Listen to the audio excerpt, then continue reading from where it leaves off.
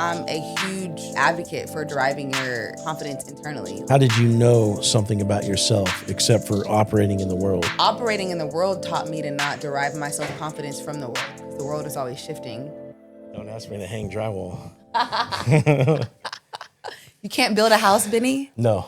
Men don't build houses like they used to. Nope. Men don't get sent off to war like they used to. I've done that. Oh, you did? Oh, Never mind. You're good. You're good. I forgot. Yep. Scratch what I said. This is a man. How's your week been? Yeah. That's too far back to think at this point. I don't even know. I don't know how to answer that. Dad brain. Yeah. How did your week go? Good. One of my close friends is moving out of town. Sad face. So we had girls' night for her birthday party yesterday. I've spent the week building my app, which I'll tell you about one day. Oh, yeah. Soon. Okay. For clients? It's pretty cool. Yeah. Cool. It's clients, but there's also like an educational portal. Are you building this or are you having somebody build it for you? I'm building it. Really? Yeah. Is it like a drag and drop creator or something? Or are you like figuring out code and all this stuff? A little bit of, it's vibe coding, and then I know how to code a little bit. Wow. So it's a little bit of both. A lot of design as well, like having to put everything exactly where I want it and be very specific, very meticulous about like fonts and colors and all kinds of things. That's intense. It's fun though. It's like, I feel like I have a healthy balance of masculine and feminine energy, and that's like taking all of like my masculine, but also the creativity is giving my feminine something to play with. Yeah, with the colors and all. Yeah, no, I love it. I feel very, my it's Cancer. Get shit done, but make it look good. Yeah, my Cancer and Capricorn energy are like having a good time with it. Yeah, so, yeah. That's awesome. A huge, I don't want to say celebrity, influencer couple broke up this week. So that's our breakup of the week for breakup season. What is her? Let's go back. Christy Scott filed divorce from her husband, Desmond Scott, on December 30th. The pair, who wed in 2014, share 2 sons together, according to People magazine. And according to her and him, infidelity was at play. Now, I have a question for you. Well, hold on. Who are these people first? That's them. They're influencer couple. Oh, they're influencers. Okay. Yeah, they make content. Okay. I think she's the main influencer, and then are they lifestyle or do you know? Or she's just really funny and does like random funny things. Online, and I think they have over 1 million followers, something like that. Huge following. It's mostly her following. They also just built a house from the ground up together. They designed it. Is it a couple's account or is it? It's hers, but he's in it. He's there. Yeah. He's her husband. He's there. Yeah. But I wanted to ask you about 2 things regarding this. First, I believe they got together in either high school or middle school, very young. What are your thoughts on getting together with somebody that young versus how you change as an adult? Man. Do you think... So there's a couple I went to high school with, and I only know them from high school. So if they met before that, I don't know, but I know them from high school, and they're still together. Yeah. From what I can see, very happy, both very attractive people that have only gotten more attractive as they gotten older. Yeah. Cute kids. That's cool. You got to love to see that. Love to see it. I feel like it's a rarity though for a reason. Yeah. What are your thoughts? Yeah, I would agree. Because what's the divorce rate in general, right? Is it even above? It's got to be above 50%, right? Let's see. It's got to be. The only thing I know about divorce rates is that black women with white men have really low divorce rates. I remember you saying the only stat I know super well. Yeah. Well, I mean, in general, I guess my point is it's just hard to have a marriage in general. Mm-hmm. And when you factor in what you said, the change that people go through, there's so much change. In every single decade, I've had a lot of change. For sure. Right? And then 2 failed marriages. We won't talk about that. Well, they were learning experiences. Let's call them failures. For and sure. You got beautiful children. But it wasn't what they did because they're still together, right? Now, maybe they chose better. They had better luck on the draw.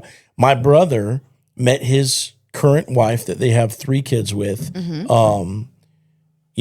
And I'm not in their house, but from everything I can tell, they have a really good relationship. For sure. They've been together since 8th grade. I remember the first time he met her, we dropped him off at Bass Pro Shop, and he met her with a friend or something. And I remember teasing him for the first time about this, who's now my sister-in-law that I see at every, Thanksgiving and whatnot.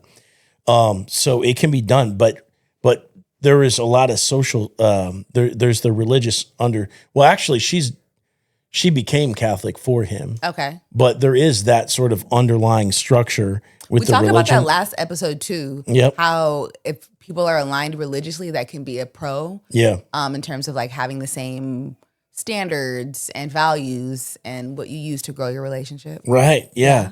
So some of that to me, and I'm not saying about them, but don't hate me, guys. But it's like extra glue, right? And it compensates for whatever lack of chemistry, or there's like an extra level of duty, because of the social judgment that you might get or whatever, where you're just trying to do right by God or whatever, right? So that you tolerate more. And I can say that firsthand experience, because that was how I hung on for 10 years with probably what would be the worst match for me ever, Yeah. So well, let me not say because I don't know her, but according to you. Right. Yeah. If you take my word for it. So, so anyway, there's that factor in my brother's case, but from everything I can see on the outside, they work together great. So we each have an example of somebody that's made it work, but it's got to be the rarity. I mean, how often do you hear stuff like that? In my opinion, because we change so much, like post 25, like full brain development, you're making different decisions, priorities shift. Yeah. I'm not anti-relationships that start before that, but I'm always like curious as to how things change once we're working with, full capacity versus the recklessness of pre-25 brain. Yeah. And to answer your question, according to the internet, their divorce rate is between 40 and 50%. Okay. For first marriages. All right. So and it goes up from there. You think it increases? It does. I know for a fact it does. It goes up to like 70-something% on your third try, which is what I would be up for. Really? Yeah. Interesting. Okay. Which is weird, right? It's I would weird think it'd be the other way because you have experience. Yeah, I would think so too. But I think there's a big component to this is a whole nother fucking rabbit hole that I didn't even mean to go down, but it's like there's something to, like, I'm not religious at all and I'm not a big fan of church or anything like that, but there's definitely something to it in the way that they have an extra level of loyalty. And I feel like, and maybe it's not good. Maybe it's not good because maybe there's things that you don't want to be loyal to that you shouldn't be loyal to, right? Or on the flip side, maybe it gives them an extra set of structure. Like, these are our values. This is what we believe in. And it helps if, like, two people raised in the same religion, so you're raised on the same structure. So there's no, like, surprises in terms of, like, expectations of what each person's role in the relationship is. Right. So that could be a benefit for sure. Like, there's no confusion. Like, if it's for example, a gender role thing and people believe the man is supposed to do one thing and the woman is supposed to do another thing, if you're already raised in that and you already know what the expectation is, then there's not an argument later versus two people learning about each other. Also a good thing, but maybe they'll find out, a few months down the line, actually, I don't want to do this role that you think I should be doing. Right. True that. So. Yeah. I mean, it's been done thousands of years for a reason. Not that that's always a great argument either, but I wonder what speaking of that, I wonder what the divorce rate in the Amish community would be, for example, because that's like a super... It's got to be less. Huge version of that where it's like we all know what our role is. Right. Like we're all raised very strict. And my God, maybe we should watch this show. It's a new show coming up. 21-part series. The Amish Deception. No, it's called Suddenly Amish. And it hasn't started yet. It's not, and it's only going to be one episode a week, so it's not a huge watching commitment. In this new series, 6 outsiders take a leap into Amish life, each driven by deep personal reasons and hope for transformation. I think there's some dating involved in it too, but it's like if we were to be like, let's try out being Amish. No thanks. We wouldn't be able to do the podcast. But for sure, too much technology. Yeah. But I know one of them, their reason is because they think dating isn't working on the outside, and there's a reason why it's working for the Amish. Yeah, it's not though. That's the thing. It's like, because you have to get and God, people are going to come after me, but you have to get ignorant to make it work, right? What do you mean? The reason why it works better ignorant is of the rest of the world. Yeah, you're ignorant of what sex, options. like really good sex feels like. Yeah, you think they're not having good sex in the Amish? like it's got to be rare. Like they're in shape. Amish girlies aren't getting their backs blown out, Benny? No. I mean, only because it's Farmer Joe that's like doing it, right? Like, but then, you know, they don't have a, so when you're in the dating world proper, you have a reason to want to get good in bed because it's a standard that you're aware of that you want to meet. You don't want to be the like ho-hum guy, or you don't want to be like in a deep talk with a girl and then you get to hear about fucking Tyrone from college. Like, you know, it's like you want to be like Tyrone level, you know what I mean? Like just for your own ego's purposes. Is that an insult word, Tyrone? Yeah, it is. Chad and Tyrone. That's are you signaling right now, Benny? Yep. You know, but yeah, it's like you're aware of this thing. But if you're morally taught that promiscuity is bad, then you never aim to hit that mark. Although, I mean, some people do, and I think that's cool because if you don't have a lot of sexual experience and you still try to like get there with the one person that you have, that's cool. Yeah. But to me, I don't know. I guess guys are different, but the way I always thought is like just be with a lot of girls and then figure it out. Like, you know, if you have the one person, how can you guarantee that one person is explorative? You know, if you even have a good enough relationship to get there, like there's a lot of requirements like within that relationship to escalate to the same level of the guy that's been with a lot of girls. So, and that's just one like factor. And what do you mean by a lot? Because in my mind, a guy with a lot of girls signals not unstable, but undisciplined. I understand that, and you're not necessarily wrong. Yeah. But to me, you've got 3 levels. You've got single digit, double digit, and triple digit, right? I guess you wanted to talk about that 2 body count today. Oh yeah, that's true. I wasn't even trying to go there yet. Oh look, you segued in perfectly. I guess so. Look at you. Yeah. See, that's to me. I, for one, I'm not like I would never ask that on a date. I've never even thought to ask that until the new like culture of body count asking has come up.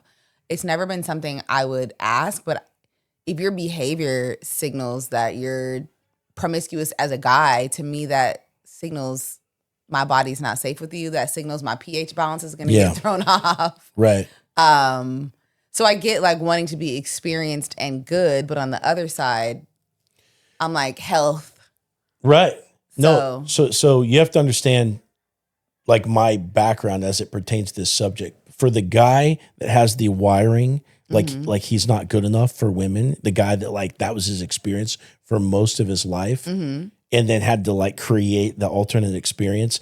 It doesn't even hit me that way. Like those concerns, which are absolutely valid, but it's more about like, it's the proving yourself factor and so I'm just like showing my insecurities here. Like I was gonna say, proving yourself to who? Right. Yeah, no, it's a good point. I see through it, but to yourself, the wiring is still there. No matter how much you build yourself up, there's still going to be like a hint of where you came from, you know? And so, so I was thinking about it in terms of when you have the experience, it makes you better. Right. And if you can't even so much as get or keep a girlfriend, of course, you're going to be terrible in the bed. It's just, that's the way it's going to go. So you want to get the experience so that way you don't have that experience of feeling like not good enough, you know? Right. And to me, there's 3 different levels with it because you can be, to me, like triple digits is kind of out there, you know? That would. That's kind of out there, you know? And I guess I'm looking at it from my perspective of being socialized as a woman. I would never let that many people have access to me. But I'm not a guy. I don't know the guy's perspective. And I can understand wanting to not look like you don't know what you're doing. Yeah. Wanting to look like you've been around the block a few times. But again, who's that signaling to? Yeah. It's part of it's for yourself, I think. Yeah.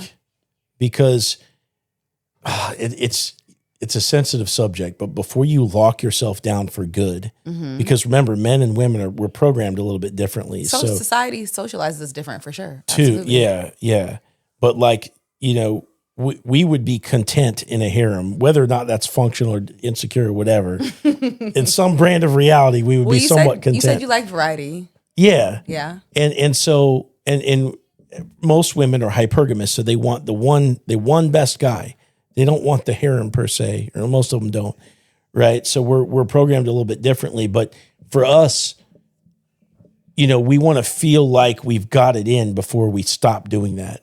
And it's a matter of experience. It's a matter of like what you can offer to your girl. It's also a matter of confidence, because if you can prove that you can generally get acceptance from women, you're not going to tolerate as much bad behavior. And that's good for you as a woman too, because if you feel like you can walk all over us, then like what good is it to be with that guy? Like there's no attraction there because it's too easy. Right. So if a guy knows from experience that he can get other girls, he's going to stand up for himself more in the relationship, and he's going to have more to offer in the bedroom and in general, just because of the general confidence. And you have a window to do this, right? You have whatever windows that you're single is your chance to get out there and do that. Right. So it's good and it's bad, because it's good for all these reasons, but it's bad for the perception of, like what you said, you as the woman, if you perceive this guy as a fuckboy or something, right? Then he's not going to stay. You're going to get something if you mess with him. Is he going to settle down and actually be what you want him to be? Right. And I think there's a middle ground. I think the way I treated it this last time around, and right now, like I'm not even really out there that much, but when we started the pod, you said you were going to start dating again. I'm doing a little bit right now, okay? And I had my little windows before. But when I did it the last time around, I kind of went on a quest. And so my goal was get my partner that had all these qualities or whatever, but along the way, like have fun. Right. And I pulled it off. She knew what she was getting. Yeah. It was okay. So I don't know. Everybody's different. Have you ever been asked on a date what your body count is by a woman? No. I was going to say, I feel like we don't ask that. No, you don't. Yeah. Yeah. So why has it become such a big deal to guys? Do you think it's like people are promoting it and telling guys that they should care about it, or is it actually a big deal? No, I think it depends on the individual guy, whether or not it's an issue for him. Yeah. Right. For me, I was insecure about women, so it mattered to me. So you would ask? What I would ask the girl? Yeah. No, that's different. We're talking about two different things here. It's about the girl's body count or the guy's body count. So I'm talking about the guys right now. Right. And so you've never been asked by a woman. Yeah. But have you asked a woman? Yeah, I have. Really? I mean, because my attachment style is fearful avoidance. So it's the type that wants to know you inside and out. Right. So I feel safer if I know what I'm dealing with, no matter what. I don't care. I'm never going to judge somebody. I'm like, you could tell me any number and I'll just be like, all right. Like I have a girl that I dated that was in the, she was up there and I was fine with it, but I knew, having fun. And I knew who she was. Yeah. That made me feel safer. Okay. Which we didn't date for that long, but it was up there, a lot of the girls that I've gotten into relationships with have had high body counts for women. And I'm cool with that because I have a higher one too. And I get what it is. Like as long as I know what I'm dealing with, I feel better. So I will ask somebody. I'm not going to ask them on like an early date, What if she didn't know? Like for example, I have no idea, but I also spend long stretches of time celibate. And sometimes like if something happened 5 years ago, I don't remember that person. Yeah. It sounds like a more secure answer because it's kind of insecure to track it. You know what I mean? I just honestly, and I don't think it's not that high of a number. Yeah, to me, that would be the most secure thing that you could say because you really don't care enough to look at it. Right. But then I would try to approximate it. Like if I was evaluating you for a relationship, I would try to figure out like, what does that mean? Like, is it so fucking many that it couldn't be figured out? And for me, it would be fine. Yeah. A lot of guys, maybe not. But for me, it would be fine. But I would just want to know because I want to know you inside and out. And see, on mine, it's not even that it's so many that I can't figure out. It's actually not that much. it's not that many, but there are people now that aren't significant enough to me. This just sounds so bitchy. They're not significant enough for me to remember. Just erase that You're one off not the even, list. no, they're just like, when I got to a certain level of like personal development and I realized like, oh, certain people should have never had access to even speak to me. Right. Or take me on dates, let alone have access to me like that. And some people were just so insignificant and so beneath me. I don't even like I'll run into somebody and be like, wait, ew, you're somebody I used to date? Yeah, because it's not an ego hit, right? It's actually a detraction. So you don't want to record it in your mind. Whereas it's not even I don't want to record it. It's just they're not even significant enough for me to remember. Yeah, but if you have to face it and acknowledge it, then it's like a detraction from your ego, right? Because if you see them as below you, then it's like, oh, not even and I don't. That sounds so bitchy. I don't even want to say below. Just like I'm sure you've dated people that you're like, I had no business dating them. Like there was no reason for me to do that. Yeah, for sure. Yeah. So it's not. I mean, I could tell you what's in the past like 5 years is like 2 people. So yeah, that's like nothing. Yeah, right, exactly. And there's 3 years of nothing on the end of that. Was yesterday. Years. So it's like I spend so much more time to myself, and so many people are insignificant to me, which sounds very bitchy, but it's true that I honestly couldn't recall. Yeah. So that's like probably the most safest answer that you could give. But you would press me to try to approximate. I would try to figure it out. Yeah, I would. Really? Why? Because that's my brand of insecurity, which is really, like I want to know somebody inside and out. I want to know everything, so that way I just feel like yeah. And you would hate me because I would never have a number to give you. There's nothing. Well, I like if you just ballparked it or something, I'd be like, yeah, that's cool. Like I wouldn't ballpark it. Yeah, I would just be like, that's all. That's what I have for honestly. And I get your personality. And I know you a little better, but if I met you in a dating situation and I didn't know you this well, if you asked me that, I'd be really put off by it. I would never do it unless I already felt like we were on track, like we were like almost exclusive or we were already exclusive. Yeah, I still know. I would be like, why the fuck are you asking me that? Yeah. But yeah, that makes sense. I mean, the people have these little disconnects in the dating world all the time, and you just chalk it up to, well, they didn't like me enough, but it could just be like the way it comes off, like that would rub you wrong or whatever. And maybe that's a good thing for compatibility because if somebody has a need for safety and somebody has a need for like, I don't know, what would you perceive? Like if you like that's like an intrusion or something, or is it like? I'm just, why does it matter? And why does it matter specifically in right now? Because so many women are being evaluated for it. Right. Like if you've met me, if you know my character, if you know my personality, if you know what my values are, and you like that about me, then what does that have to do with anything else? Totally get it. Yeah. But like if I'm on a date with somebody, they're already going to know that I'm not judging them because I'm already so much of an open book that like there's no way they're going to get that perception. But yeah, people have different needs for different stuff, and then I guess people clash, and then the opportunity never happens or whatever. Yeah. And also I think people, because I've never been asked that before. But I don't know if it has anything to do with me not having any kids and being perceived. Because I've been on dates and now I've been on dates. You mean if you're single that you've got more of a chance to fuck around or something? Is that what you mean? No. So I've been on dates and somebody say, well, how many baby daddies do you have? Which now that you might get slapped asking me something stupid like that. Yeah. But that's how I've never been asked body count, but they've tried to evaluate me like that. Well, how far? What's the furthest? Like, how many consecutive dates have you gotten to? With I've been asked that from the beginning. Well, you said you haven't been. No, you said you haven't been asked your body count. Never been asked that. So I'm saying, how many consecutive dates have you gotten? I'm saying into? like that'll be like date 1. But if you've never been asked, and I'm saying, how many baby daddies do you have? Right. They've asked that. Okay, yeah, I got you. Not body count, but. The fact that you've never been asked your body count, how many consecutive dates are you getting to somebody? Like the furthest, I mean, you haven't been exclusive with somebody in a minute, right? So whoever you've dated since, what's the furthest numbered date that you've got to with somebody?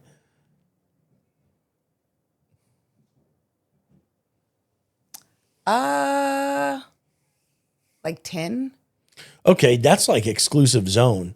It was So, and it was they didn't exclusive ask on you. my end. I didn't know it wasn't exclusive on their end. Yeah, that's why they're not asking. Yeah. Right. Yeah, I feel you. Okay. Yeah. It was sold as exclusive on their end, but it was not. I'll say that. Yeah. So yeah, I mean, I've had like 2 to 6 month dating, and I think the last one I'm thinking of didn't get to exclusivity because we were in different states. Actually, the last few people I've dated have been out of state. So it keeps it kind of casual until we're in the same state. Then it feels less casual, but there's some boundaries there because of the physical boundary of distance. But yeah, never been asked body count, but they'll ask how many kids do you have? Well, or how many and they won't even ask how many kids do you have. They just go straight to baby daddies, which I'm like, why are you assuming? What is it about me that Okay, I want to know, is this a white guy asking this or a black guy? Everyone across the board. Because it seems worse if a white guy is asking you how many baby daddies. Across the board. Yeah, I'm an equal opportunities dater.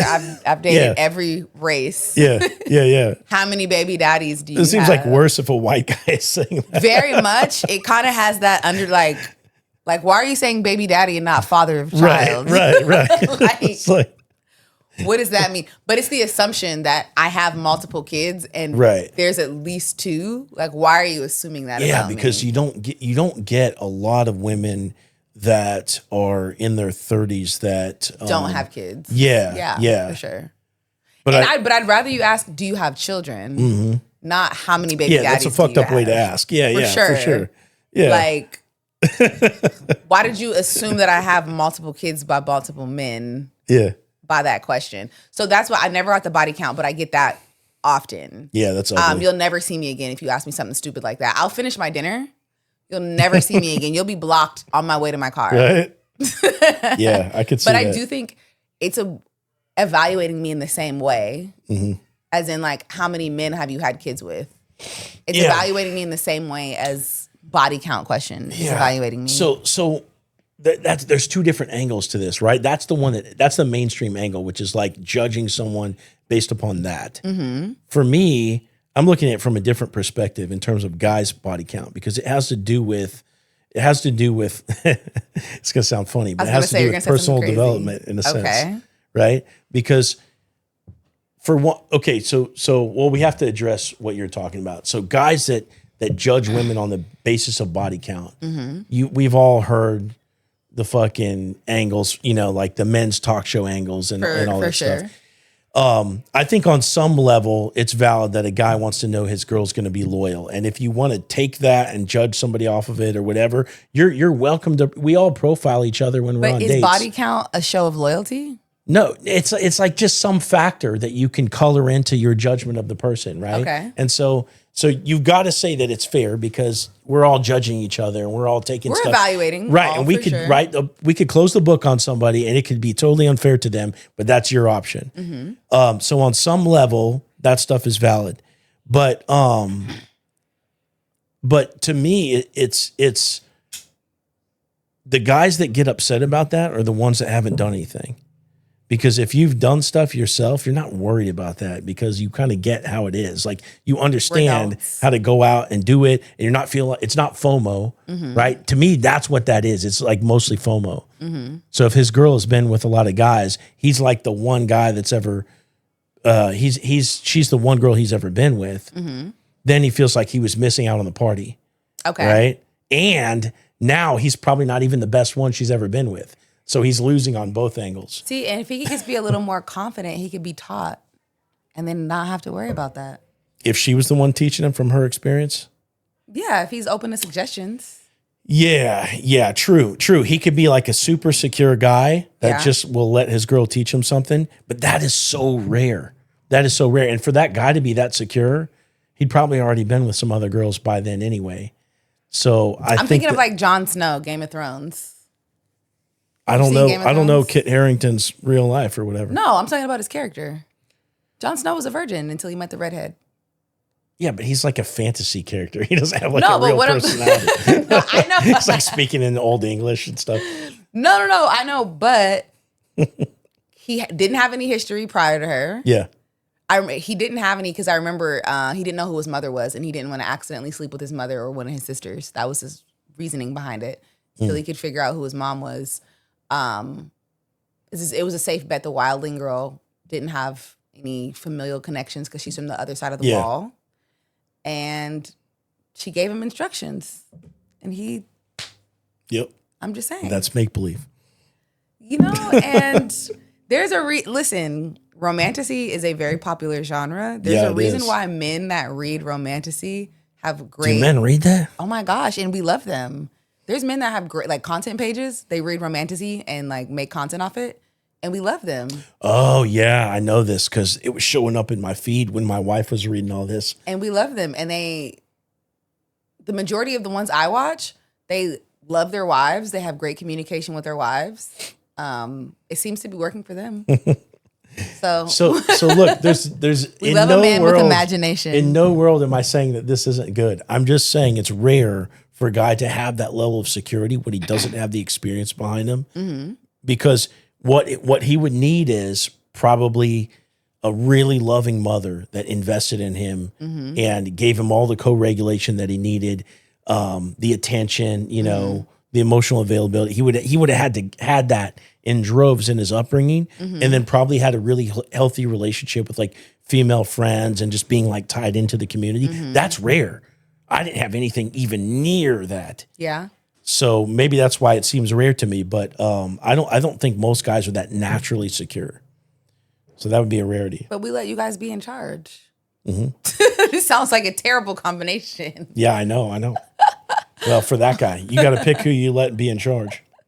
No, I meant like of the world. Yeah, you don't get to pick that, do you? Of society, Fortune 500 companies. Yeah, that's a whole other subject.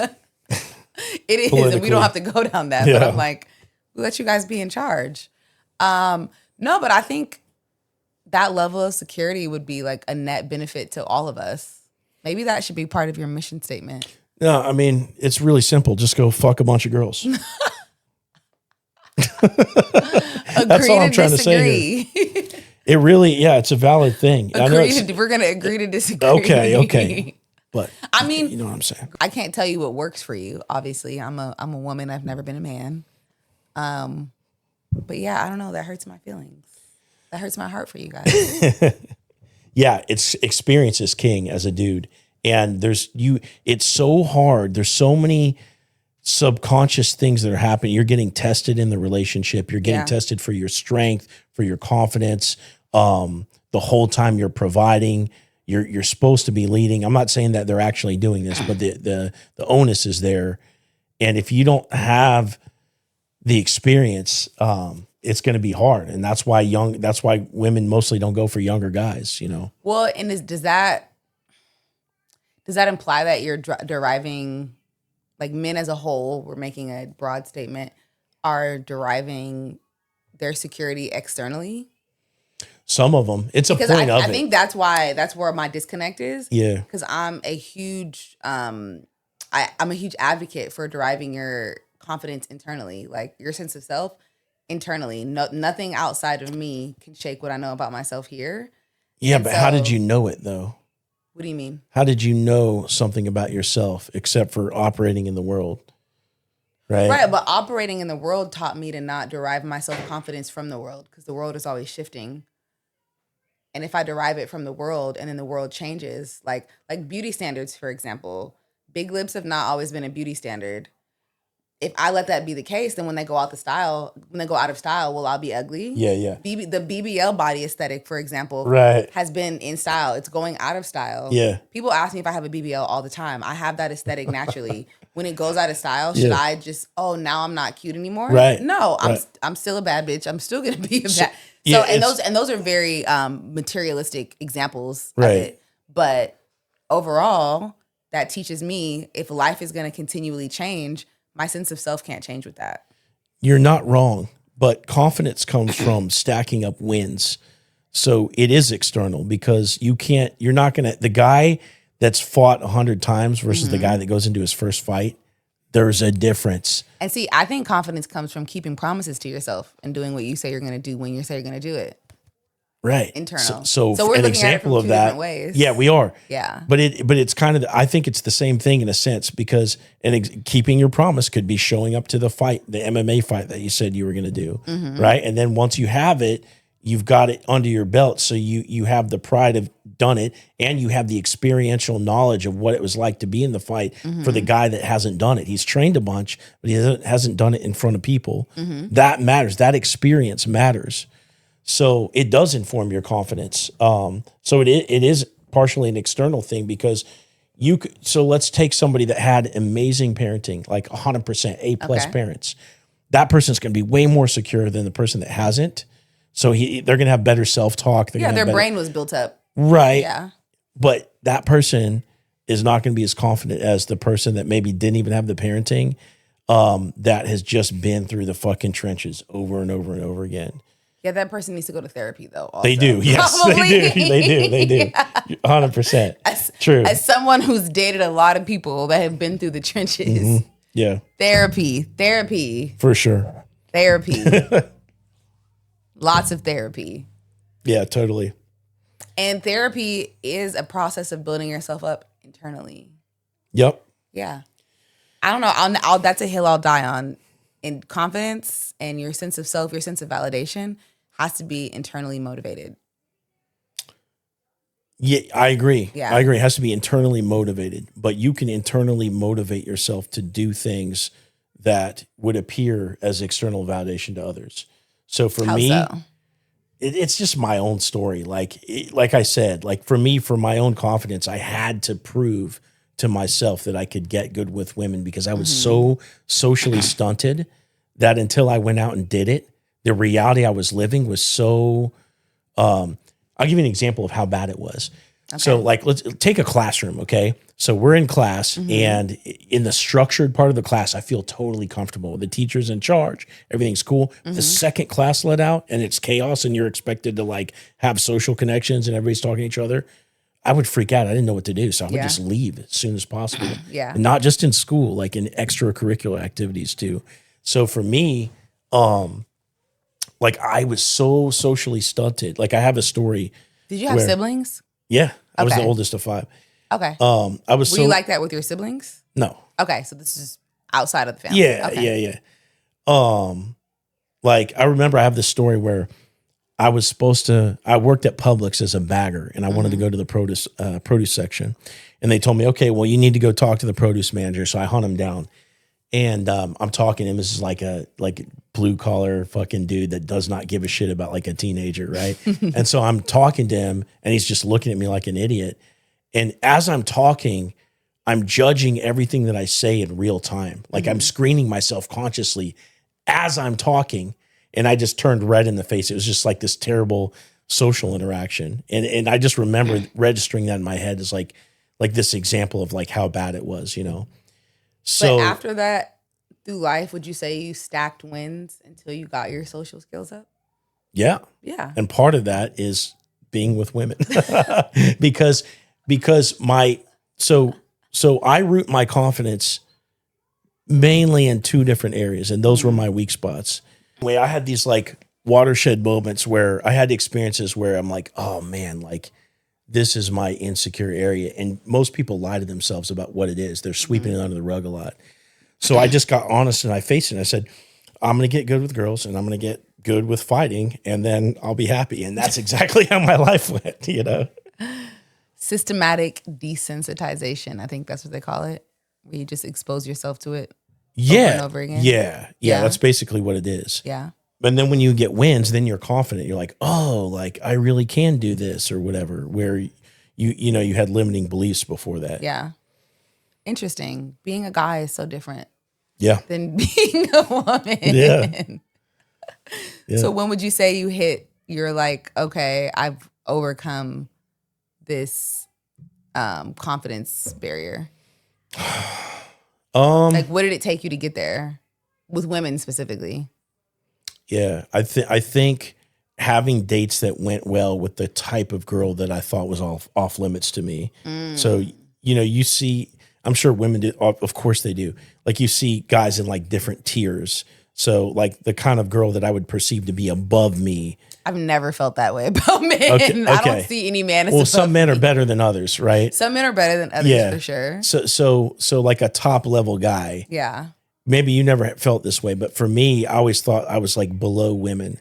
So to have an experience where I could sit across the table from a girl that I would have always perceived as like, there's no way I would have a chance with her. To have a date go well, to be like socially fluid, to make her laugh, to tease that girl as if like I was a cut above, you know, and then ultimately like it wouldn't even have to have sex, but you know, if it happened, of course, right? But to even just be able to carry out that date and kind of like feel like I'm not the one that's worried about if they liked me, that interesting. That does the trick. No, I had a really, even before I feel like I grew into myself, because I definitely do, there's a difference. I definitely have upgraded, but I always had a cute boyfriend in high school. And I remember there was another pretty girl that liked him that I perceived her as prettier than me at the time. But he wanted me. And so I was like, hey. I ain't gonna argue with it. I'm not going to argue with it. But also, this is actually kind of like not the best. But when you're a young woman going through puberty, older men start hitting on you. Yeah, right. Which is gross. Yeah. It's disgusting. Yeah, like you're just turning 14, 15 and then. Absolutely. Yeah. So that's not great. Yeah. But also, I was like, oh, nothing's off limits to me. Like these older men with careers. Yeah. looking at me. You don't have that experience as like a young dude. Yeah, because a lot of guys are gross. So they're looking at young girls. But it's still a point of information, right? Yeah. It's fucked up. And the other thing is like we don't always know who's that young too. So, you know, like you kind of should, but it's hard to figure that out sometimes. But it's a point of information that y'all have. I had a backpack on. I was coming from high school. Okay, I looked like a kid. That's fucked up. That's super fucked up. I looked like a kid. Yeah, that's fucked up. But it is, that's a good point because even if they don't do something that's fucked up, or I mean, this is fucked up too, but even just getting looks, like you know who's looking at you and you know why. And that's something that's uniquely it's not a good thing, but it's a point of information that you get as a woman that shows you, oh yeah, like the world's my fucking oyster, right? Right. Yeah. And even like I said, even when like I perceived like there are, there's people that have just always had it. Like there are girls that I went to high school with. They're still the prettiest girl in the room. They were the prettiest girl in the room then. And so like I had that hierarchical, I guess, among other women. That was an insecurity I had to work through. But I never perceived myself as, oh, he's off limits to me. Yeah. Because a lot of guys are just really thirsty. Like, yeah, true that. A lot of the time it was actually back up. I thought you were cute, but now you're not cute to me because your behavior is very thirsty. So I never had, and then I worked at Hooters and Twin Peaks. Right. So yeah. Then you just get like unlimited validation. Barrage There of men from 18 to about to die. It's not like that for everybody though. Cause I have a client right now who is like elite level hot. Like you really can't get any hotter than she is. And she still has some confidence hangups in relation to men and stuff like that. So I think the guys that she's talking to are like a higher level or whatever, but still like as a coach, I get to, I get to know like the inner workings and stuff like that. For sure. So, it's probably how she was raised. She was probably raised by somebody that was jealous of her. If she's very pretty, somebody was jealous of her and she internalized that jealousy. Yeah. I see that a lot with really, really pretty women that they can walk in a room. Like the evil stepmom or something. Yeah. That or an insecure mom that treated her as competition. There's a lot of times moms will see their daughter, especially if their daughter looks like them and the daughter's pretty. The mom sees you as competition, whether it's conscious or subconscious. They start treating you like competition and not like their daughter. That's messed especially up. when you hit puberty. Yeah. So and it's different for men and women like that because a young, like your son as a man is never going to be in competition with you for a girl. But because also think about the fact could be a little bit, Think about the fact, like I said, older men started hitting on me when I turned 14. Yeah. So an insecure woman that has a daughter that obviously she's a mother now, life is changing, her body's changed, she's getting mature, she's not getting the same looks as a young girl, but the men her age, you get what I'm saying? The men her age are still looking at younger girls. So she's in competition for the same market of men with her kid. Yep. And I'm not saying that's her case. I don't know your client, but I would bet somebody in her life treated her like competition. And so she was taught that her being pretty is not an asset. It's a liability. And it puts her in competition. It's unsafe for her to be pretty. Yeah, that's weird. Mm-hmm. That's crazy. Yeah. I had another friend like that. Her mom, young pictures of her, very pretty. Her mom was a baddie in her day. Still, I think her mom's still married to her dad. So obviously never had an issue keeping a man around. But when she turned 14, they moved and they didn't get a room for her. Their house was a 1 bedroom and she had to fend for herself at like 14. What do you mean fend for herself? Like hang out with friends or go get money somehow. They let her keep her clothes in a closet in their house. At 14? But she had to figure, because her mom saw her as so much competition that she didn't even want her around. She was like, figure it out. That's ugly. Yeah. And I'm going to show you a picture. She's stunning. Yeah. She's gorgeous. And it's how society pits women against each other. Yeah. It's very sad. It's fucked up that a mom could do that to their kid. Happens every day. It happens all the time. I've seen it. Yeah. What's up, girl? And she's been pretty like that since we were kids. Yeah. Since she was like in 8th grade. Drop dead gorgeous like that. And her mom immediately was like, oh, since you want to be the prettiest bitch in the house. That's go make your own money. That's crazy. Yeah. Like just naturally pretty. She has no work done to her face. Yeah. Naturally pretty. Her mom immediately shit on her as soon as she started coming I hate into to hear that. That's ugly. So I would bet that your client at some point in her life, somebody taught her it's unsafe to be pretty. You have if men, and then say men are looking at your daughter and you're the jealous mom, the mom will be like, oh, don't think that means anything. He only wants this from you. He only wants sex from you. Which could be the case. Right. But they're taught, oh, if a man is giving me attention, this is a bad thing. It's unsafe for men to look at me. Right. And you internalize that. And then, like you said, she could be drop dead gorgeous, the prettiest girl in the room, but she's internalized that any attention for her looks is a net negative for her and her safety. Yeah. It's rough out here. We need an AI robot that puts parents in check every time they fuck up like that. It's just like scanning for behavior the whole time. Parents like that would never listen to it because they know everything. We need to get it like a taser or something. Yeah. Something. But I would venture to say that's what it is. Yeah. Yeah. I don't know. I guess so. I don't know her situation, but yeah, it's different. Have you heard anything about friend-fluencing in terms of dating? No. So what does that term mean? Okay, I'm going to read the summary.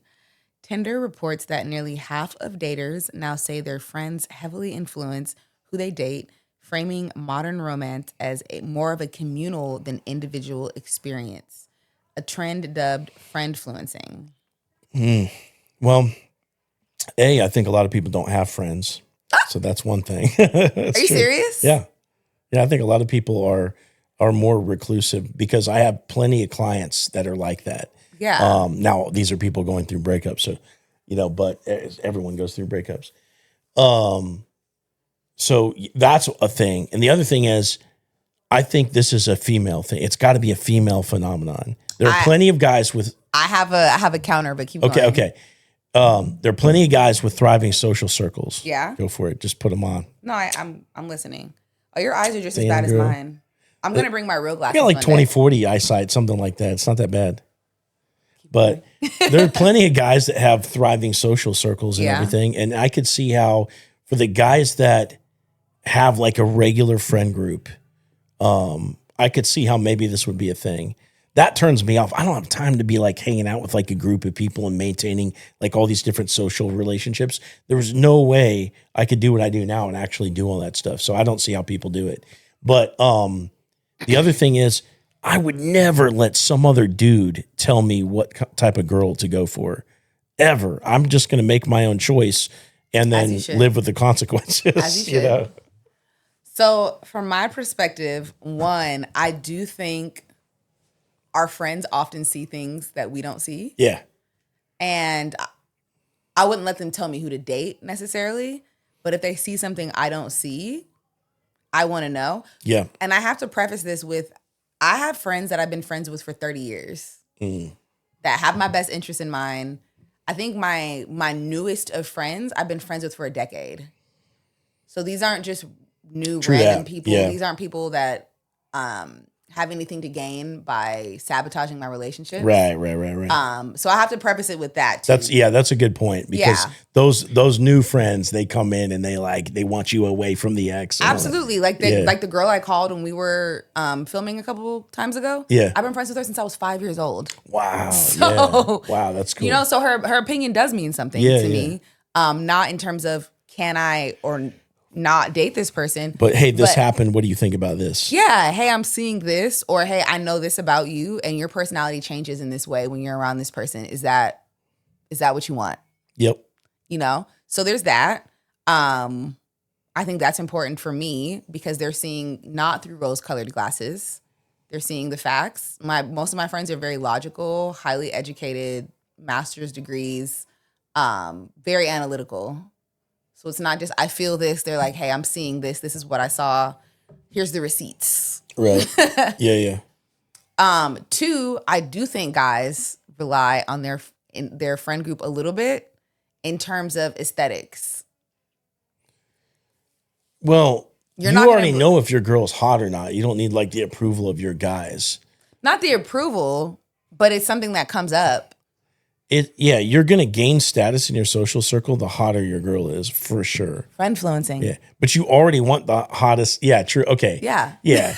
But even if they didn't exist, you already naturally want the hottest girl that you can get. Sure, absolutely. Unless you think that you can't get her and then you don't even try or whatever. Absolutely. But there's that secondary thought this is going to make me look cool. It's going to level me up a little bit.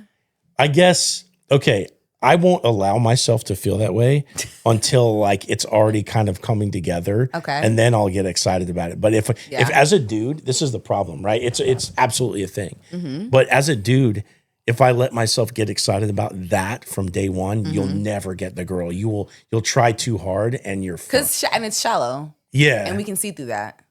Yeah. But you don't know if that's why they're trying to. Well, maybe you do. Yeah. But this is how I know when they're doing that. Yeah. First date, we meet, go on a first date. If our second date, you're bringing me around your friends. Oh, that's weird. You're showing me off. Yeah. We're done. You shouldn't really be going on. Sorry. You shouldn't be going on friend dates really until you're exclusive, to be honest. For sure. Unless it's something like a football game, like, oh, hey, I have these really good tickets to a game. Do you want to come? Like a special event. Yeah. But outside of the constraints of a special event, if the next thing is, oh, hey, me and my friends are going to the club. No. Absolutely not. No, that's weird. Yeah. And I wouldn't even try to do the football game because if I'm trying to lock a girl down, I'm doing this intentionally, I'm not going to have anything that kind of gets in the way of my ability to talk to her. I'm not going to take her to a concert or something like that, So you want to be able to have intimate conversation. Yeah. So dinner and then something fun to do after. And I'm going to keep that going for 2 months until the exclusivity thing happens. Got you. But yeah, it's so you can't even get the girl if you get too excited about it. So for me, I'll know it's a thing. I'll intellectually know this girl's fucking this is first lady material right here. I'll know it, right? And then but I won't let myself get excited about it until I can see enough investment from her. And then once you have that and then you realize then you let yourself get excited about it, you're that's the best feeling in the world. So do you think in any way how many guy friends would you say you have? Probably I don't have a lot of close guy friends except for jujitsu people. So but I don't hang out with them a lot. Most of them are I go to a family gym, so most people are married and stuff like that. But do you talk to them? On the phone and stuff? Yeah. No. Guys are so weird. I'm all day talking to clients. So I'm talked out.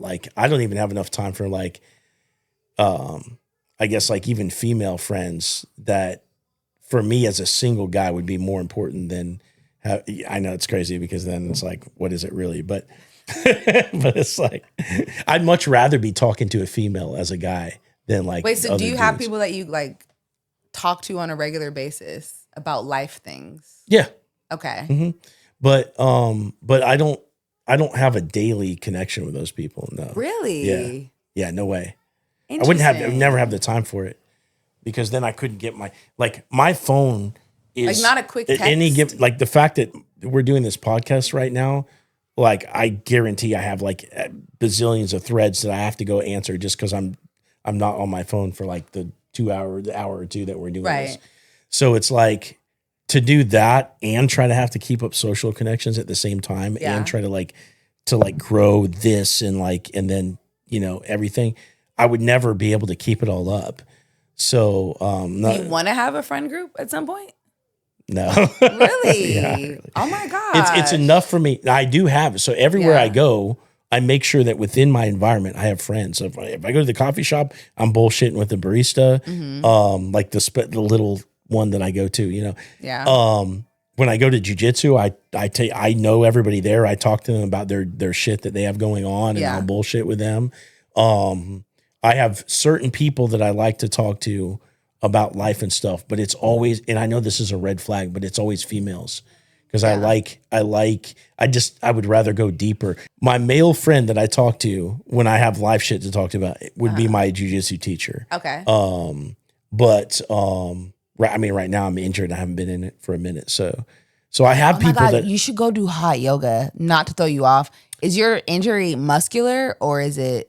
It's bone? It's bone, and I think there's nerve impingement. Okay, never mind. Yeah, I did hot yoga the other day, and I've been able to move my arm like way further back. Yeah, than I had. Yeah.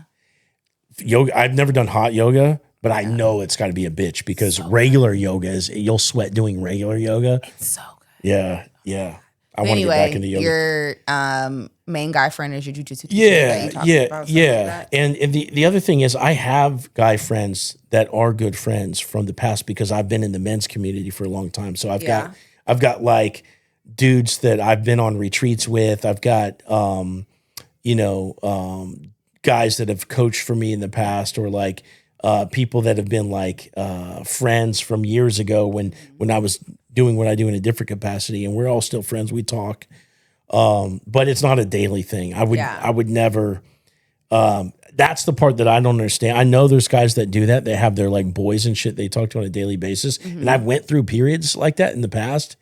But to me, it has no compatibility with what I'm trying to do in life to do that.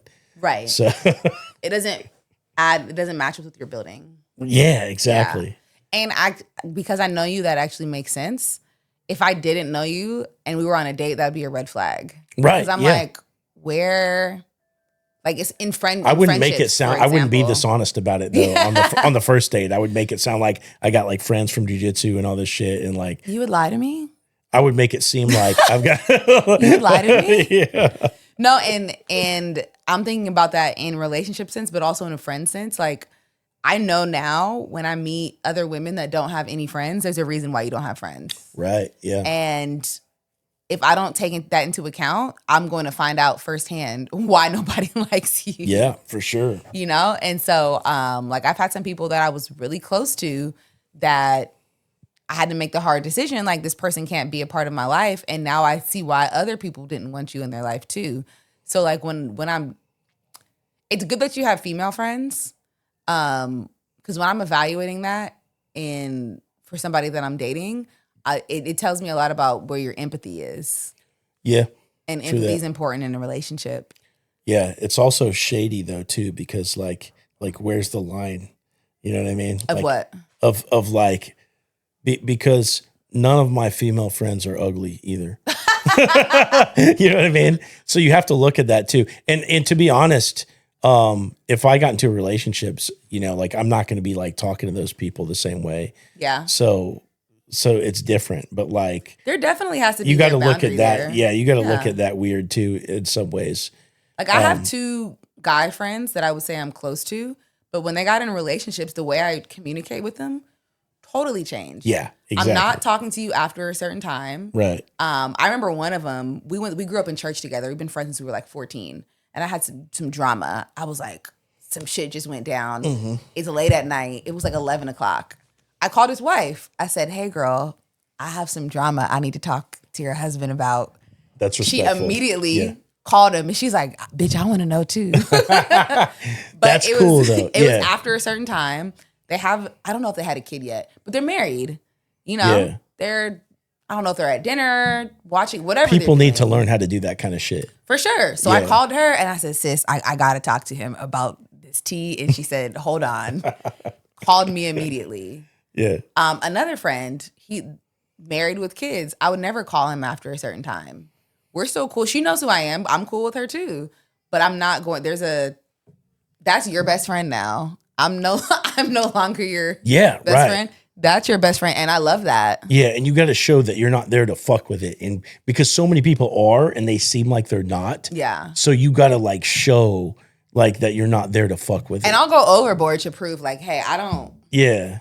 He's brother now. He's officially off limits in any capacity in that way. That's that's totally cool. Yeah. It's funny because for me, after having done this coaching and whatnot, like being so deep into people's business. I love being in people's business. It's kind of fun. So like after having been that, I can see how even having friend groups is a red flag too. Because so everybody has prioritizations, right? Mm-hmm. And so there are people that will use their extracurricular and their friends and even work sometimes as like their excuse to have a degree of emotional separation. And it's like, and then you can go the other way with it too, because you could say, well, how come you don't have this shit? Because you're being too clingy and codependent. That's a whole nother thing. I'm not talking about that. But like for the person that's emotionally available, there are plenty of people that way prioritize their friends over their relationship. Yeah. And so when I see somebody that has a big network, it's a time investment. But yeah, I'm going to watch and see like how it goes down, because like if their priority is that scares me as somebody that's like willing to sacrifice, because I'm trying to go the distance with one person. Right. So I want to see like what that's all about. You know what I mean? And I come with a tribe. Yeah. No, that's good. My tribe is great. That's healthy. That's attractive. Yeah. But I'm going to watch it and be like, okay, what's going on here? Yeah. Because if it's like, yes, you need to be able to go have girls' night and do this and do that and whatever. And there's nothing that should get in the way in that. But like if date night hasn't happened in a while, or like we're fighting or something, and then that still comes up and that has to take the first, right? Yeah. Then it's like, something's fucked. Yeah. Yeah. I get it. Yeah. So I guess everything could be a potential so polar red flag. opposite. Yeah. We're so polar opposite. And I guess too, in my friendships, when they enter a serious committed relationship, obviously that takes away from our friendship time as well. Yeah. But it just takes a level of self-assurance, like, hey, they're not pulling back from me, they're just building another part of their life. Yeah. And that doesn't mean I'm less than to them. Right. So I do agree there does have to be that healthy, like, oh, hey, I'm setting aside this much amount of time for this relationship that I'm building. Yeah. For sure. That's healthy, for sure. Yeah. Yep. So I'm also like the perpetually single friend in my group, because I'm so quick to cut somebody off for breathing wrong. Yeah. I guess I've known how to navigate being a supportive friend. True that. Yeah, true that. For a really long time. Yeah. Yeah, it is, because people classically get into relationships and then lose track of their people and everything. Oh no, I'm not losing track of my people. I'm blowing up your phone. Yeah, you're not. But maybe some of your friends have over the past. They get somebody new and then they go too crazy and then they don't ever come back to the friend group, or they don't. They usually do. If that happens and whoever you're dating separates you from the friend group to that capacity, they usually do come back because they broke up. Yeah, because the relationship was toxic, you know. But we're very honest, and when something is happening, like, not all of us like our friends' boyfriends. Yeah. And if they're bad people, we'll tell them. I have a really bad habit of not learning my friends' boyfriends' names for like a year, like You give them intentionally. like a number. No, I just refer to them as boyfriend until they've established themselves as a fixture. So back to the question at hand. How does the majority opinion of the friend group affect those individuals? Will they stay with the boyfriend despite what everyone thinks, or will they like cave into the opinion? It depends on. I don't want to say this the wrong way because I'm thinking about specifics. Right. It depends on where they are in terms of if they're in the honeymoon phase or not. No, in terms of how stupid you're still willing to be behind a man. I didn't want to say it like that, but yeah, I get that. But there's a threshold for what we'll put up with, and if everyone's threshold is different, and if they have a really high threshold for fuckery, and they haven't got to the point where they've been embarrassed enough to so it depends on the person. Yeah, it depends on the person, but that's not going to stop us from saying, hey, this is a shitty person you're with. They've shown you time and time again.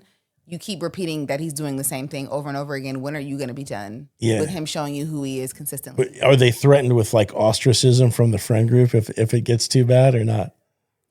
It's not necessarily ostracism from the friend group, but it's not comfortable to be around people who like, you can't tell us about your boyfriend because we're like, bitch, we don't care. He's terrible. Yeah. He's bad. Why are you telling us about this terrible person?